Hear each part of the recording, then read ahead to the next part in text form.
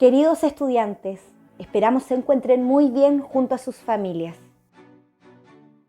En el siguiente video revisaremos conceptos acerca de los números decimales. Analicemos la siguiente situación. En la tabla se registran las temperaturas máximas de las ciudades de Arica, Iquique y Calama. Observa atentamente los datos presentados en la tabla y en tu cuaderno realiza las siguientes actividades. 1. Observa la temperatura registrada en Iquique. ¿Cuál es la parte entera de dicho número? 2. ¿Cuál es la parte decimal de la temperatura registrada en Calama? ¿Recuerdas cómo se leen los números decimales? Utilizando tus conocimientos previos, responde: ¿cuál es la opción que representa la lectura de la temperatura registrada en Arica? Un número decimal se compone de una parte entera que está a la izquierda de la coma y una parte decimal a la derecha de la coma. Para escribir un número decimal, este se puede ubicar en la tabla posicional, separando por una coma la parte entera de la parte decimal, tal como se observa en la imagen.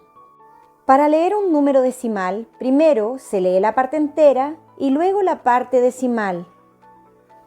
Por ejemplo, el número decimal que se observa en la tabla se lee 271 enteros 293 milésimos.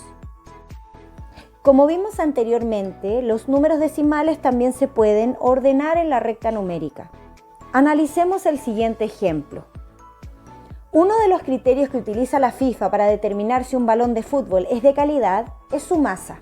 La masa ideal de un balón oficial debe estar entre los 420 y los 455 gramos. ¿Cuál es la opción que representa correctamente la ubicación del segundo balón? Observa las siguientes opciones. Para representar un número decimal en la recta numérica, se ubica primero la parte entera.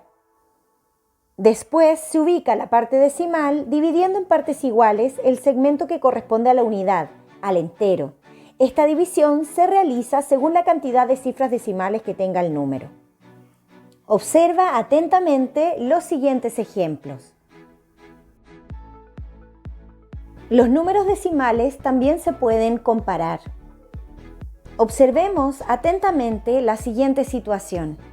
Ernesto se está preparando para mejorar en la competencia escolar del lanzamiento de la jabalina.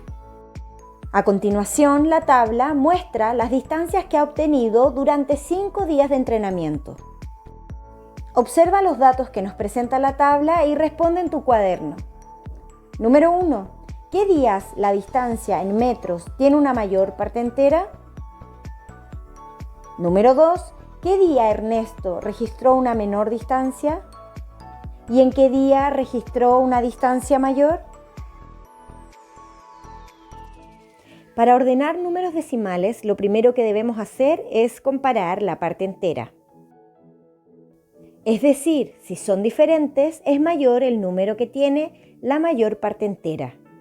Por ejemplo, si comparamos 9 enteros 5 décimos y 8 enteros 5 décimos, será mayor 9 enteros 5 décimos, ya que la parte entera 9 es mayor que la parte entera 8. Si las partes enteras son iguales, se verifica que tengan la misma cantidad de cifras decimales para poder compararlas. Si no tienen la misma cantidad de cifras, se completa con ceros según corresponda y luego se comparan. Observa el ejemplo en el que se comparan los números 123 enteros 41 centésimos y 123 enteros 4 décimos. En las clases anteriores aprendimos acerca de las fracciones. Las fracciones y los números decimales pertenecen al mismo grupo numérico, los números racionales. Por esta razón, las fracciones y los decimales se relacionan directamente. Revisemos el siguiente ejemplo. Lucía se ubica en una pista de 1 metro de largo y lanza un avión de papel que alcanza una distancia de 4/5 del total de la pista. Realiza la siguiente actividad en tu cuaderno. Amplifica la distancia recorrida por el avión por el número 2. ¿Qué fracción obtuviste?